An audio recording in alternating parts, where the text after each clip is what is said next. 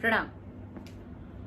बहुत दिनों से बहुत सारी बातें मेरे मन में चल रही थी जो मैं आप लोगों से कहना चाहती थी, करना चाहती थी। कई सारे कमेंट्स, कई सारे मैसेजेस द्वारा भी बहुत सारे सवालात मुझसे किए गए,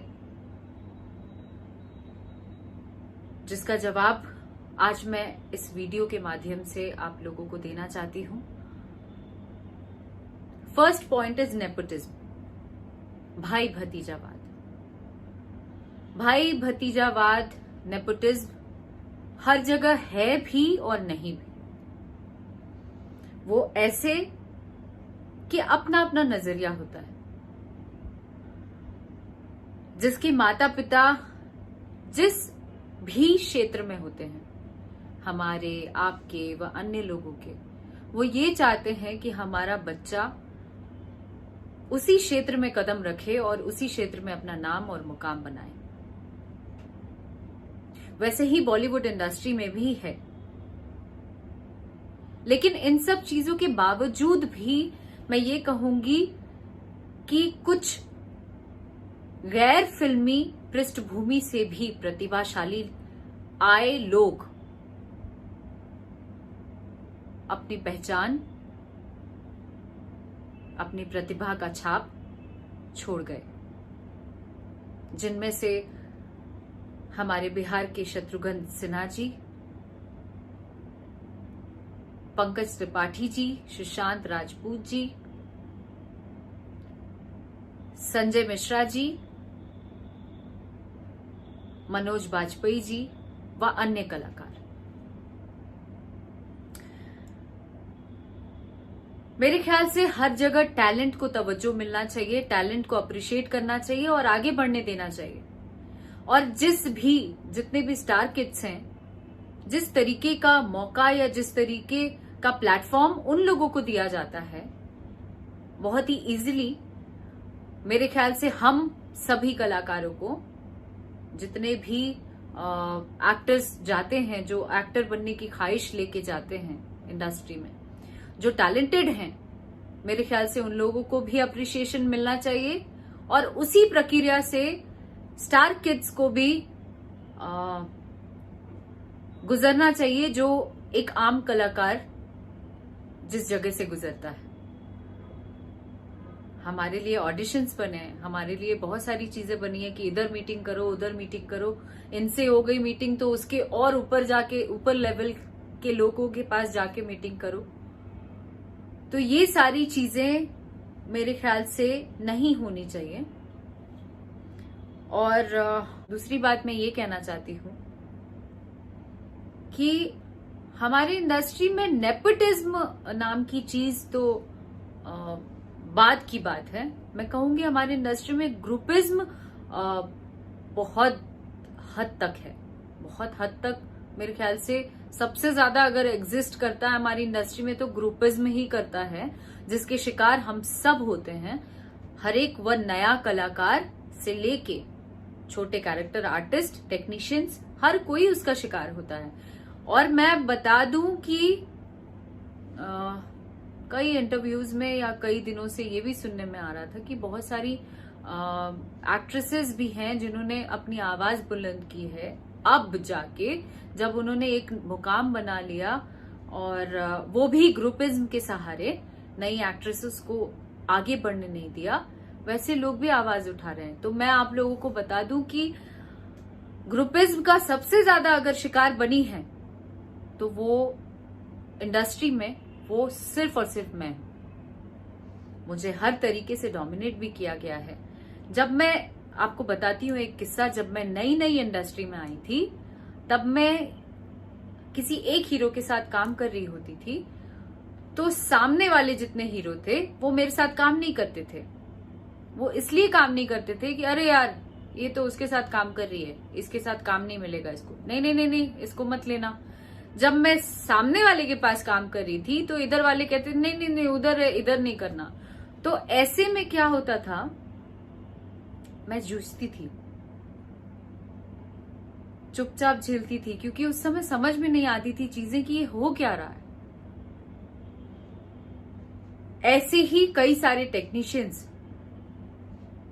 कई सारे डायरेक्टर्स, कई सारे कैरेक्टर आर्टिस्ट जिनकी रोजी रोटी ही इंडस्ट्री में काम करने से ही चलती है, उनके घर में 2 रोटी वो खा पाते हैं चैन और सुकून से, just because of our industry जो हम काम करते हैं।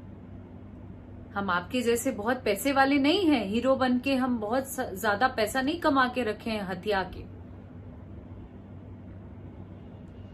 वो जब किस्सा खत्म हुआ, उसके बाद की चीजें जो हुई वो आप लोगों से छुपी नहीं है, वो जग जाहिर है चीजें।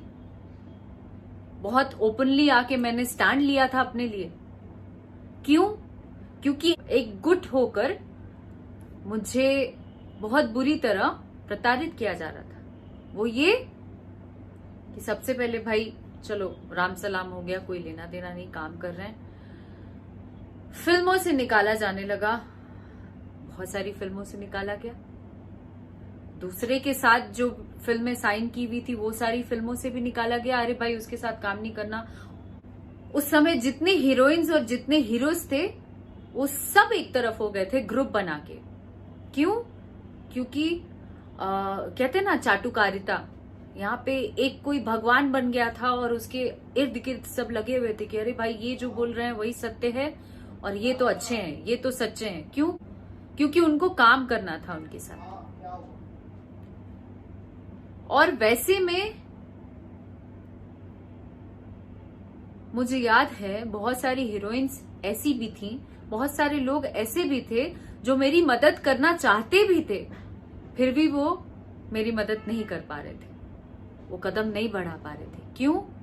मैं इस चीज पे मैंने बहुत मंथन किया, आत्ममंथन, तो मुझे ये पता लगा कि उनकी मजबूरी थी, क्योंकि उन्हें रोजी रोटी वहीं से चलानी थी। इस वजह से मजबूरीवश उन्होंने मेरा साथ नहीं दिया।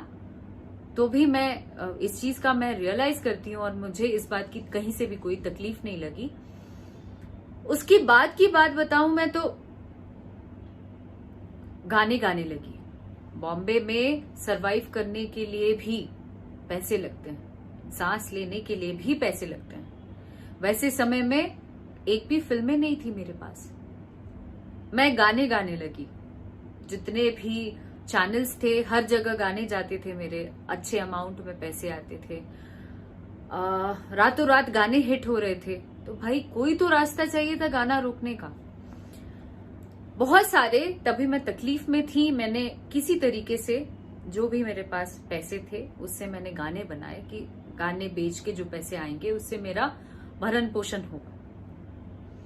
जब गाने बना के कंपनीज में दिलाने लगे, एट अ टाइम यही सावन के गाने मैंने बनाए और उस समय वीडियोस वगैरह करके मैंने कॉल किया और एक दिन पहले बोला गया कि भाई फटाफट गाना भेजिए, रिलीज करना है। जब मैंने गाना बना के दिया, मेल किया और मैंने कॉल किया, तो जस्ट एक दिन पहले, रिलीज के एक दिन पहले रात की बात है, मुझे पहले तो कॉल नहीं रिसीव हुआ, एटलीस्ट 10 से 12 कॉल किया गया, कॉल नहीं रिसीव हुआ। 13वें कॉल पे रिसीव करके मुझे क्या कहा गया कंपनी मालिक द्वारा कि मैं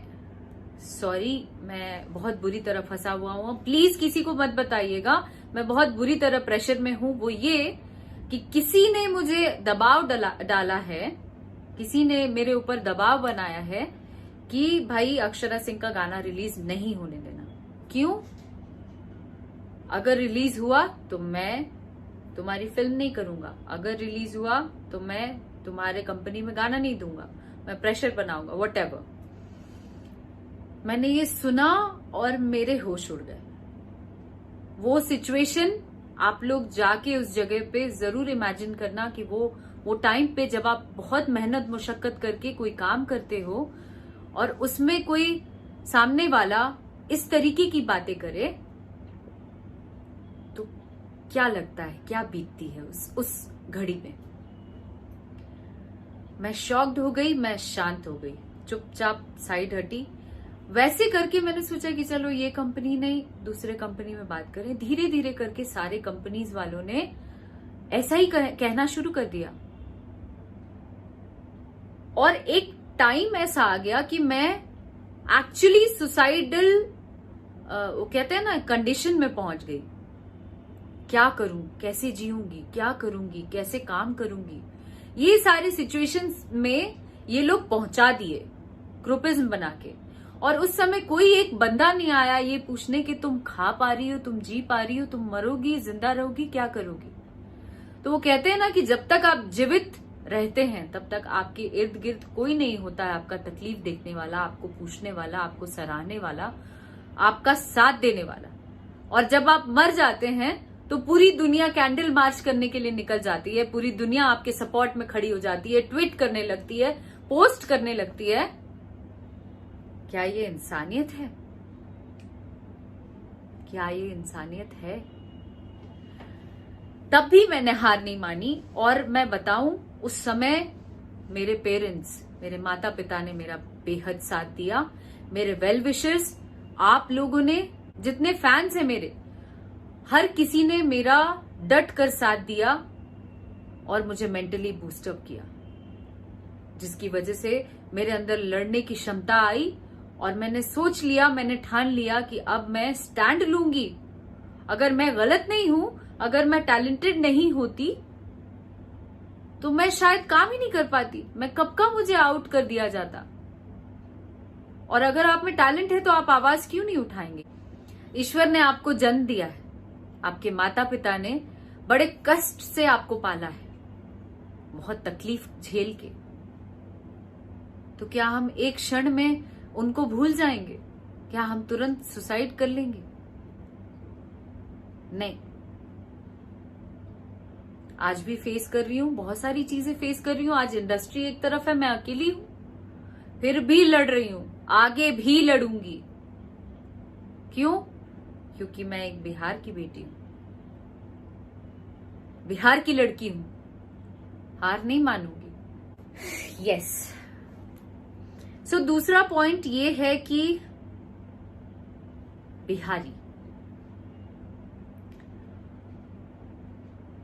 इस पॉइंट पे मैं ये कहना चाहती हूं कि बिहारी होना अपने आप में सम्मान की बात है। हम बिहारी हैं, हमें इस बात का गर्व होना चाहिए। चाहे हम दुनिया की किसी भी कोने में जाएं, हमें इस बात का गर्व होना चाहिए कि I am proud of Bihari. मैं बिहार से बिलोंग करता हूं या करती हूं, मुझे इस बात का फक्र है।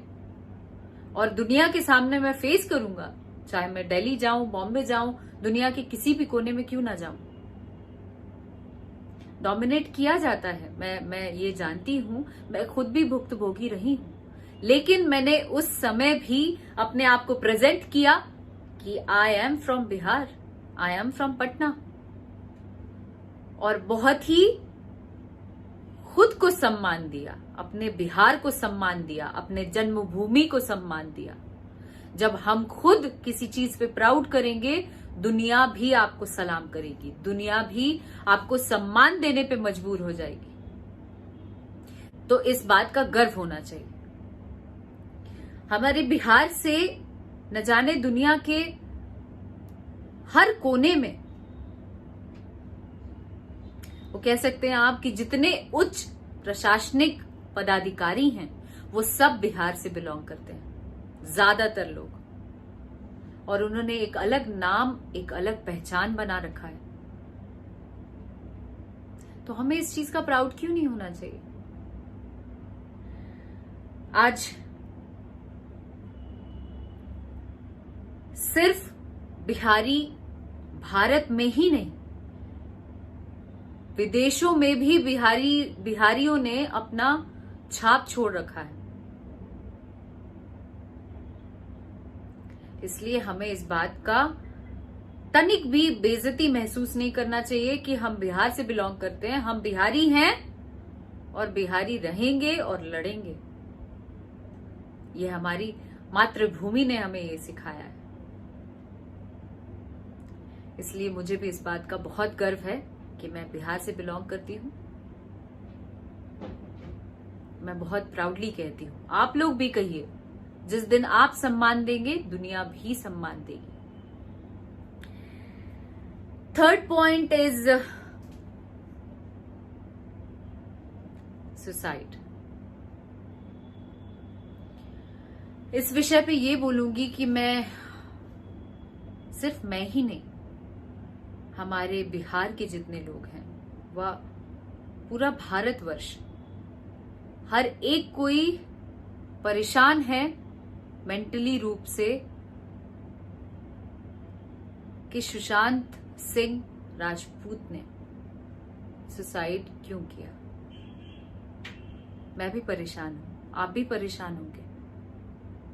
ये बेहद दुखद सिचुएशन है क्योंकि उन्होंने एक बिहारी होते हुए भी उन्होंने बॉलीवुड इंडस्ट्री में एक अलग पहचान, एक अलग छाप छोड़ के आए।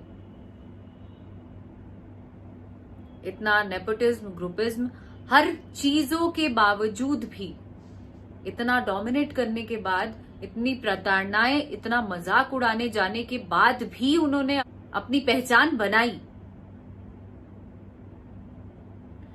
और वो भी एक अलग रूप में, जिसको पूरी दुनिया आज सलाम कर रही है। मैं ये कहूंगी कि उनका इस तरीके से चले जाना संदेहास्पद परिस्थिति है।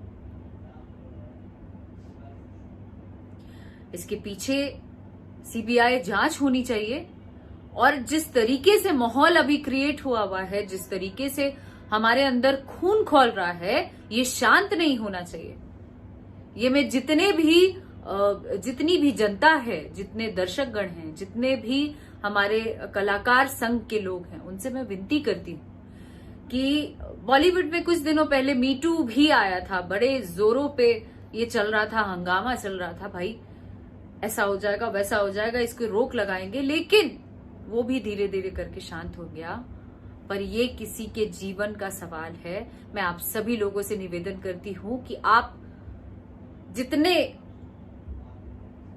हम कलाकार तो अपने स्तर से जितना भी बन पड़ रहा है, हर कोई आवाज उठा रहा है, लेकिन जनता ही है, हमारी ऑडियंस ही है कि किसी को बनाती है और बिगाड़ भी देती है।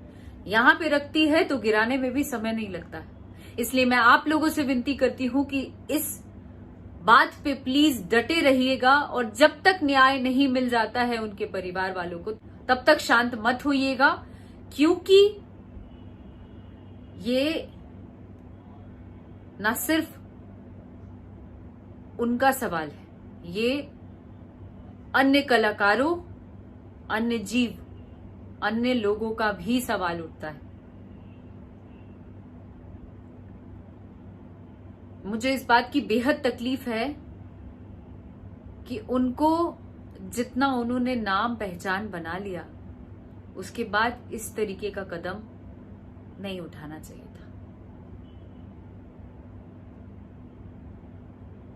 लेकिन कौन कैसे सिचुएशन में रहा होगा, कौन कैसे परिस्थिति से जूझ रहा होगा, इस बात को हम बैठे बैठे नहीं जज कर सकते।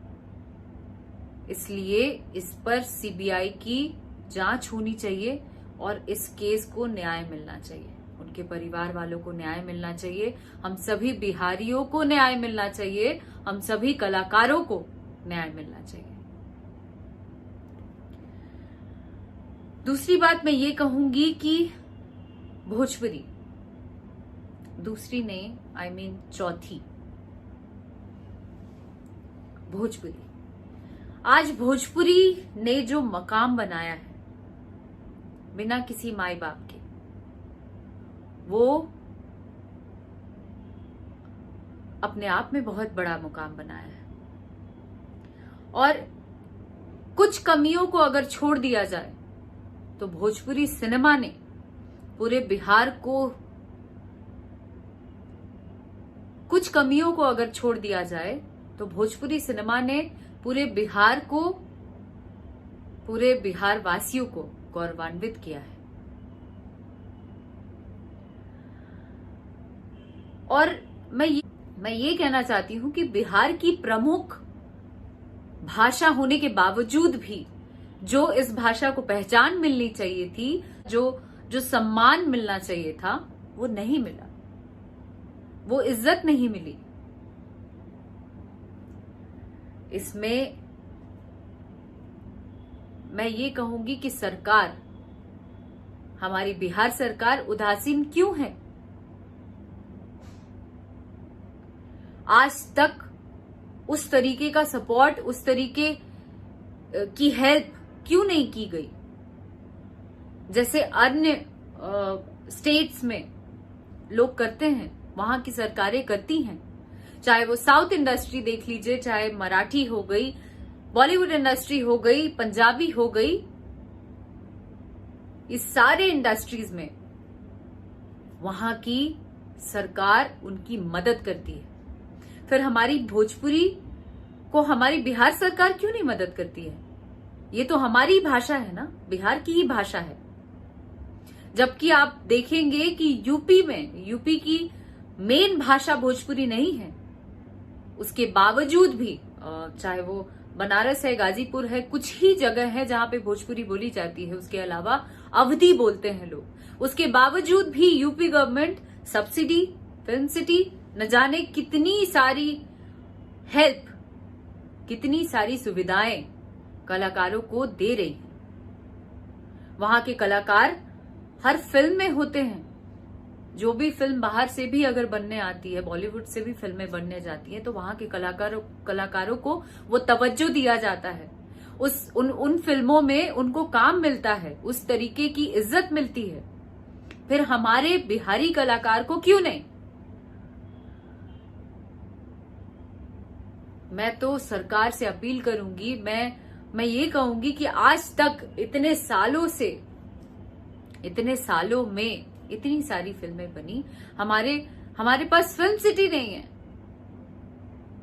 हमारे पास कोई सब्सिडी जैसी चीज नहीं है, हमारे पास कोई मदद नहीं है। जबकि हमारी फिल्में रिलीज होती हैं बिहार में, तो उसके टैक्सेस भी हम देते हैं बिहार सरकार को। फिर बिहार सरकार द्वारा हमें मदद क्यों नहीं? यहां पे प्रतिभाशाली कलाकार आए दिन पैदा होते हैं। क्या हमारा बिहार कमजोर है? एक से एक कलाकार यहां पे दर दर की ठोकरें खा रहे हैं। क्यों? क्योंकि हमारी सरकार मदद नहीं कर रही है।